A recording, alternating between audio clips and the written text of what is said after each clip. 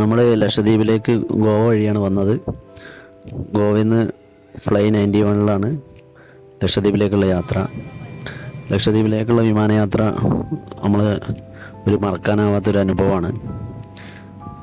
ഈ ഫ്ലൈറ്റ് ലക്ഷദ്വീപിലേക്ക് ഇങ്ങനെ അടുക്കും തോറും അവിടുത്തെ കാഴ്ചകൾ നമുക്ക് വളരെ മനോഹരമായിട്ട് തോന്നും. അവിടുത്തെ ആ കടലിൻ്റെ വെള്ളത്തിൻ്റെ കളറും അതുപോലെ തന്നെ ആ പിന്നെ പച്ചപ്പും ഒക്കെ ആയിട്ട് നമുക്കൊരു ഭയങ്കര ഒരു പുതുമയാണ് സമ്മാനിക്കുക. കഴിഞ്ഞ് ഞങ്ങൾ അഗത്തി എയർപോർട്ടിൽ ഇറങ്ങി.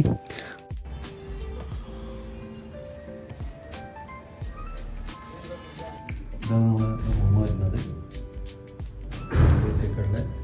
ഒരു നല്ല ഒരു ബാൽക്കണി വ്യൂ ഒക്കെ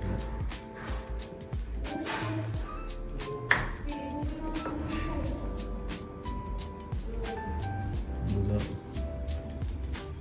ബാത്റൂമൊക്കെ നല്ല സൗകര്യമുള്ള ബാത്റൂമാണ്. ഹോൾ ബാത്റൂമൊക്കെ ഉള്ള അടിപൊളി. ആദ്യമായിട്ട് ബീച്ച് കാണുന്നൊരു വ്യൂ ഉണ്ട് ലക്ഷദ്വീപ്. അത് ഒരു രക്ഷയില്ല പറഞ്ഞാൽ ഒരു രക്ഷയില്ല.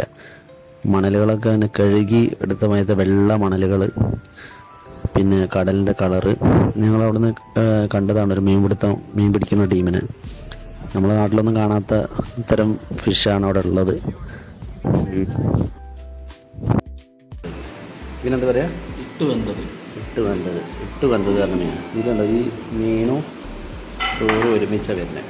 ഉണ്ടോ, ഇത് നല്ല സുർക്കൻ്റെ ഉള്ളിൽ കൂടി കൂട്ടിയിട്ട് മീൻ വിഭവം കേട്ടോ, നിങ്ങൾ കഴിക്കുക, ടേസ്റ്റില്ല. ഇതാണ് ലക്ഷദ്വീപിലെ ഒരു വിഭവം.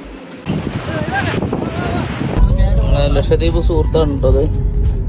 നമ്മളെ കോഴിക്കോടാണ്, JDTലാണ് പഠിച്ച ആള്.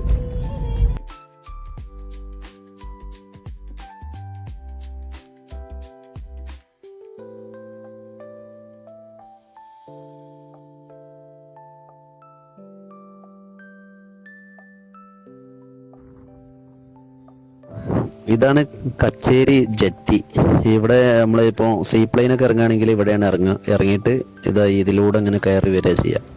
ഇവിടെ എന്താ വെച്ചാൽ നല്ല തിരയാണ്. അപ്പോൾ ഇതിങ്ങനെ ആടി മറിയുക ചെയ്യുക. നല്ലൊരു അനുഭവമാണ്.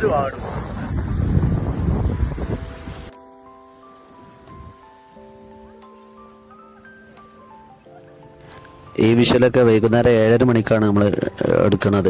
അതായത് ആ സമയത്തും നല്ല വെളിച്ചം മങ്ങണുള്ളൂ 7:30 മണിയൊക്കെ ആകുമ്പോൾ.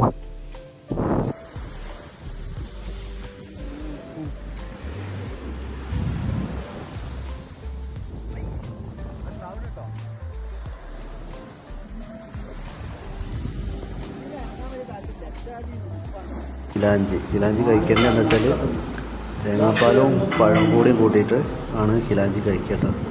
അപ്പോൾ ഇതിൽ രണ്ടും കൂടി മിക്സ് ചെയ്താണ് അത് പഴം കൂട്ടിയിട്ട് കഴിക്കുക. ഒരു പുതിയ ടേസ്റ്റാണ് ലക്ഷദ്വീപിലത്തെ. ഓക്കെ.